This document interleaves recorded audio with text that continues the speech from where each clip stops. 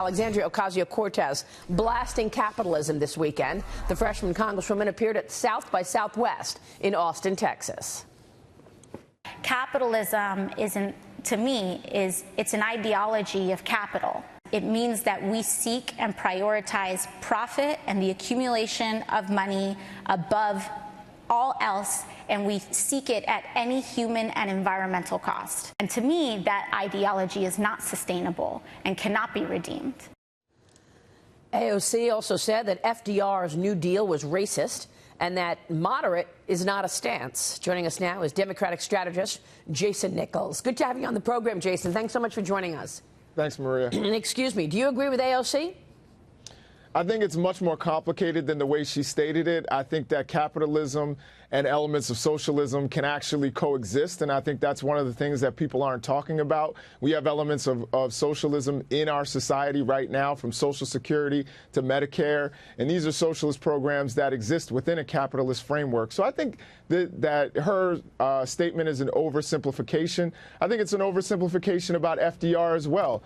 We know that though there were elements of the New Deal that did not work out very well for African Americans, he also established what was called the Black Cabinet that had Mary McLeod Bethune, who is a really important figure in African American history. So I think she needs to actually do a little bit of study and tamper it down just a bit. You know, it just seems like this is going to be one of the major issues for the 2020 election. Socialism issues versus capitalism.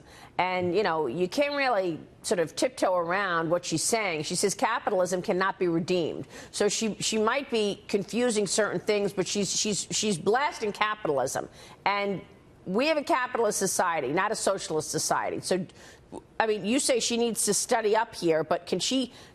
What are her colleagues going to do who have also endorsed many of her plans going into 2020 up against President Trump, who is obviously a capitalist?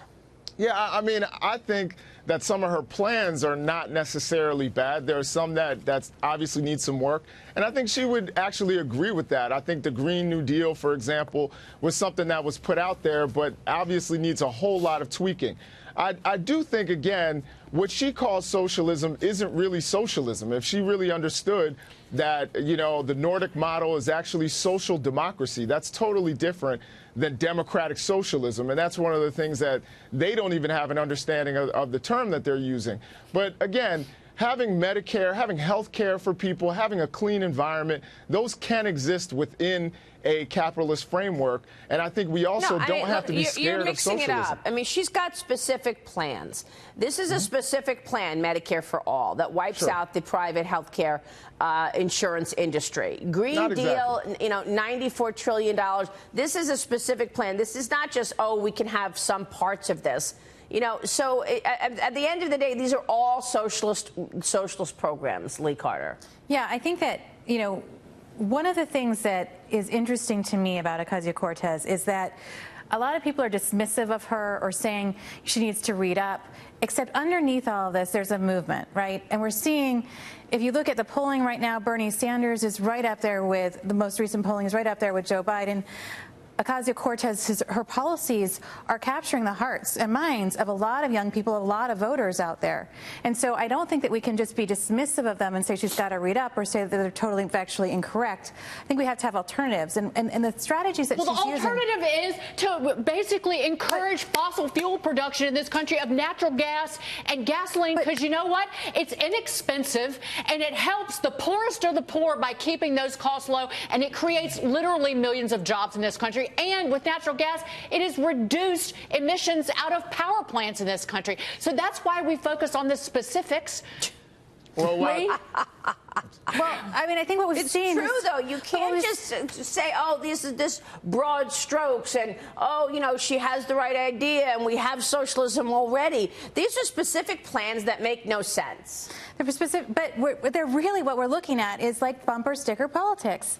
And by the way, that's how a lot of candidates win. And so if you come up with terms that sound good, Medicare for all, that's going to be like me. I'm going to be able to go and get the same insurance that my grandmother has. Everything's paid for. That sounds fantastic. And all you realizing the implications. And all you need me to do is to say Medicare for all is the abolishment of all private insurance in this country. And that's all the people need to hear who are going out to vote. Maybe some other candidate comes up with a plan, but Bernie Sanders and the plan that most of these Democratic candidates have signed on to, it does abolish private insurance in this country. And that's not what Medicare is. So, no, it's not. So how about some honesty? It's not. It doesn't poll that way. It polls 20 percentage points, almost 20 percentage points less when you actually tell people that it gets rid of private insurance. They're not giving the specifics, Jason. Private insurance. It does. I've read it. I've read it. It absolutely abolishes it. It doesn't get rid of private insurance. Medicare for all can certainly coexist with private insurance. Look, if you want a nose job or some sort of cosmetic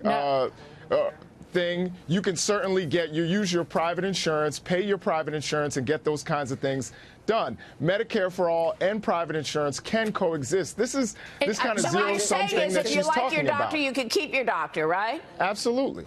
But I've read the Bernie plan. That is a joke. Maybe somebody else comes along with another plan, but the Bernie Sanders bill that Kamala Harris, Elizabeth Warren, Cory Booker, and Kirsten Gillibrand have signed on to, it does make private insurance illegal in this country if it competes with the government plan. And that is chapter and verse. So that's the way it stands now. And by the way, no insurance pays for plastic surgery. Trust me on that. You have to pay out of your pocket.